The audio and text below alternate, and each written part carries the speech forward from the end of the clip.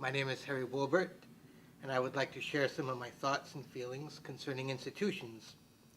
First of all, let me start off by saying that the issue is as much about community and the kind of community we wish to live in as it is about institutions. When we speak of community, what do we really mean? The Manitoba Developmental Centre considers itself to be a community. Prisons have also been described as communities. Mind you, a prison is not the kind of community that I would want to live in. While it is true that institutions like MDC have gone through a number of changes over the years, much remains unchanged. The logic, as well as the rationale for their existence, is still widely accepted by the general public. Large institutions, whether they are mental hospitals, residential schools, or developmental centers, share many of the same characteristics. They possess the power to label and involuntarily incarcerate individuals with a disability. They exercise a considerable amount of power and control over people's lives. They create what I would call a culture of dependency.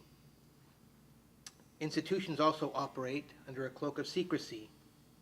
We have been told that the reason for this is to safeguard the privacy of those residents living in the institution.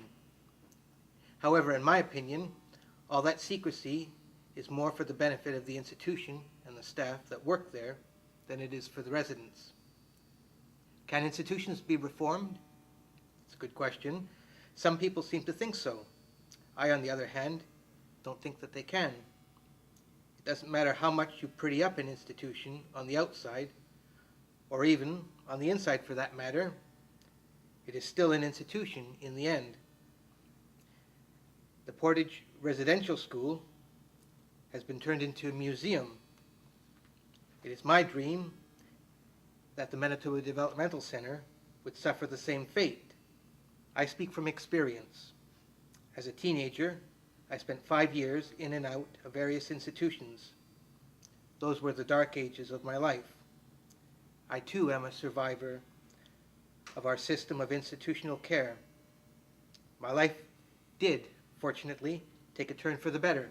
I do have a message for our Premier, Gary Dewar, to free our people and to let them go.